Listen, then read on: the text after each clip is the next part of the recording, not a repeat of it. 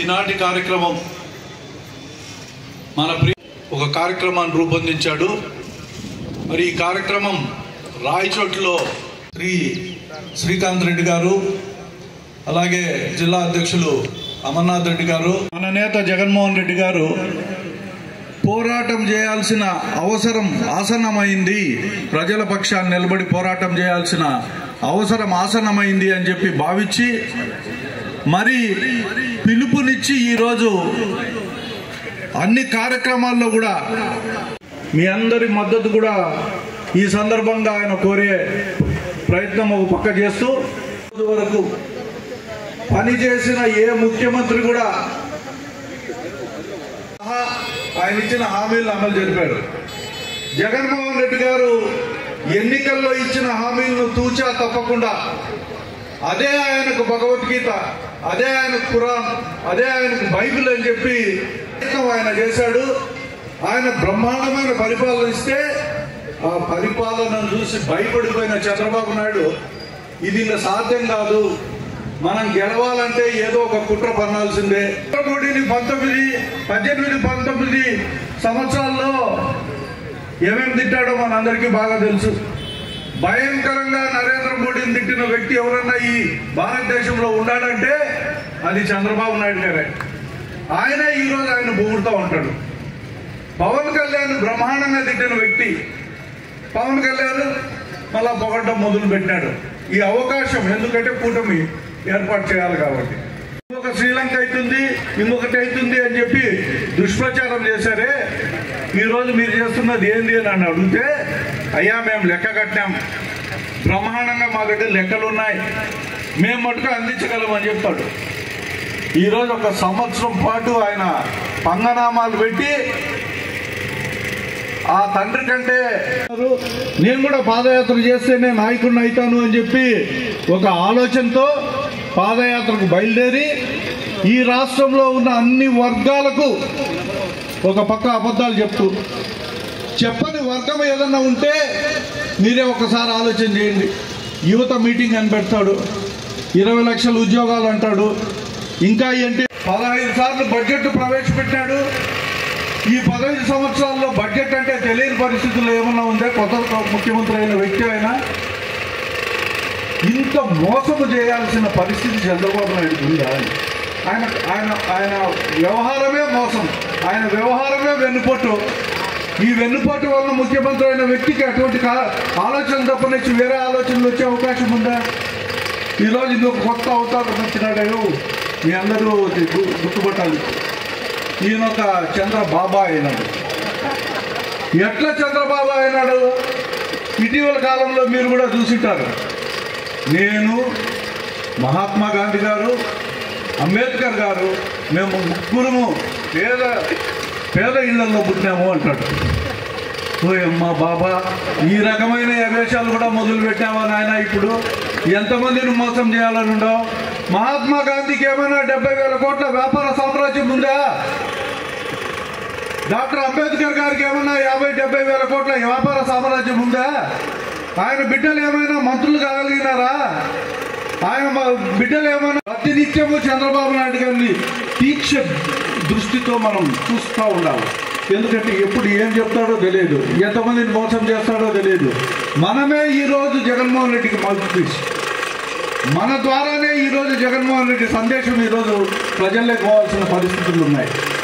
అందుకే ఈరోజు ఈ పోరాటం చేస్తూ ఉంటే ఒక పక్క మీ అందరినీ కూడా అప్రమత్తం చేయాలని, మీ పార్టిసిపేషన్ అన్నాడు కదా, ఏంటది? ఏందో అది మనకేమైనా అర్థమైందా? 10 లక్షల బంగారు కుటుంబాలు ఉన్నాయంట. ఈ 10 లక్షల బంగారు కుటుంబాలకు ఎవరో షావుకారులు వచ్చి డబ్బులు ఇచ్చి వీళ్ళని ఆదుకొని పైకి తీసుకురావాలంట. భగవంతుడు యుగాల నుంచి ప్రజలను పుట్టించి దేశంలో వదిలిపెడితే ఏ ఒక్కడు పక్కింటోని గురించి కూడా ఆలోచన చేయలేదు. నువ్వు పీక్కొచ్చి తీసుకొచ్చి ఆడబెట్టి ఇది అమలు జరపాలంటే అవుతుందా? అయితే నీకు ఒక సలహా ఇస్తాడా చంద్రబాబు నాయుడు గారు?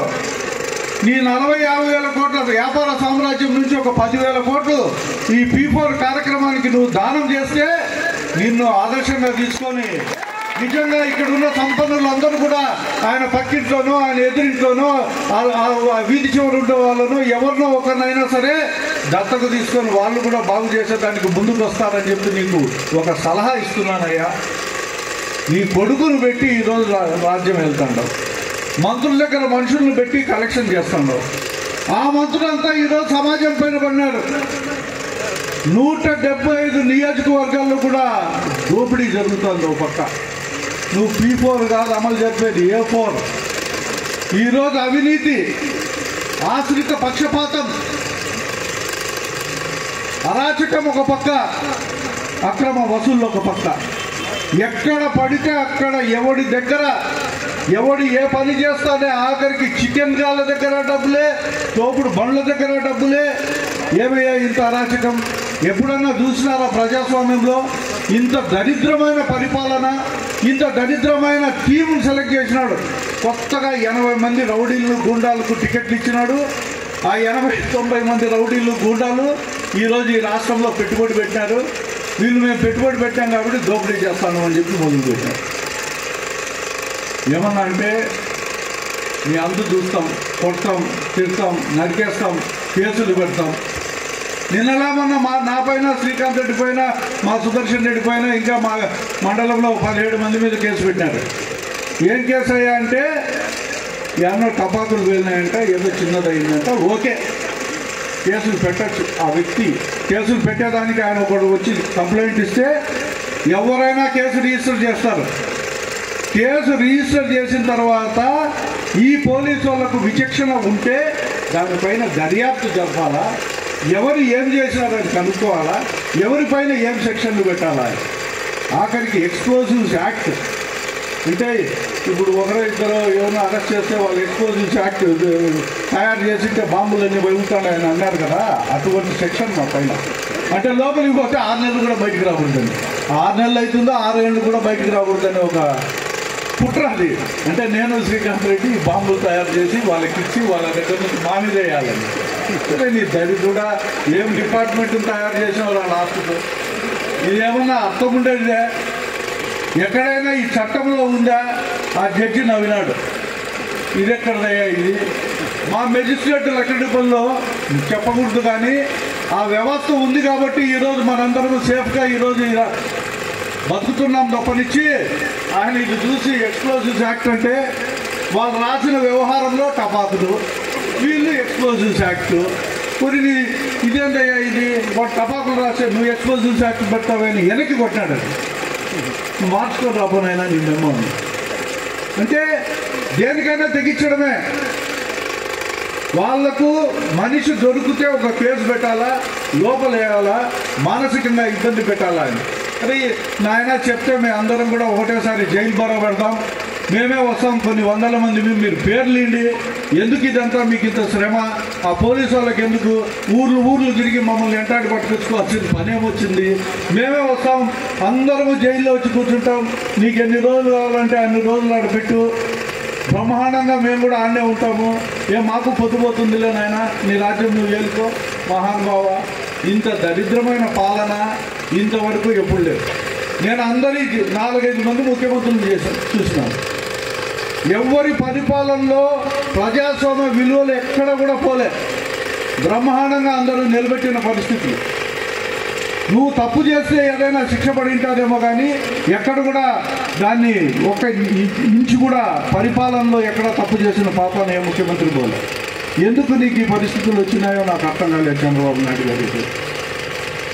ఏంది నీవు నీ కొడుకు చెప్పిన అబద్ధాలు, విపరీతమైన అబద్ధాలతో అధికారంలోకి వస్తే వచ్చినావు. ఆఖరికి ప్రజాస్వామ్యంలో ఉన్నామనేది కూడా మర్చిపోయి, ముఖ్యమంత్రిగా ప్రమాణం చేసినాం అనేది, ఏ రకంగా ప్రమాణం చేసినాం అనేది కూడా మర్చిపోయి, ఆఖరికి వైఎస్ఆర్సీపీ కార్యకర్తలకు ఏ సంక్షేమ కార్యక్రమాలు ఇవ్వకూడదంటావా? 40% ఉండారయ్యా. మతిమరుపు వచ్చిందేమో నీకు. ఈరోజు 40% మంది వైఎస్ఆర్సీపీకి ఓట్లు ఇచ్చిన వాళ్ళు ఉంటారు. 40% మందికి ఈ రాష్ట్రంలో నువ్వు శత్రువు అవుతావా? 40% మందికి నువ్వు ఎగగొట్టే ధైర్యము, శక్తి ఉందా నీకు? దమ్ము ఉంటే వైఎస్ఆర్సీపీ వాళ్ళకు సంక్షేమ కార్యక్రమాలు ఇవ్వకుండా ఆపు చూస్తా. ఎట్లా ఆపుతావో నువ్వు? నిన్ను బజారుకి ఈడ్చి నీ చొక్కా పట్టుకోమని నువ్వే చెప్పావు కాబట్టి నిన్ను నీ కొడుకును చొక్కా పట్టుకుంటారు. మీకు Z+ కేటగిరీ ఉందని చెప్పి ఒక భ్రమలో బతుకుతూ ఉంటారు. భవిష్యత్తులో రోడ్డు మీదకి వస్తారు. మీకు ఇవ్వాల్సిన ట్రీట్మెంట్ ఆ రోజు రఫాగా జరుగుతుంది. ఎలాంటి ఇబ్బంది కూడా ఉండదు అని చెప్పి ఈ సందర్భంగా తెలియజేస్తూ బ్రహ్మాండమైన కార్యక్రమం. ఈరోజు మన బాధ్యత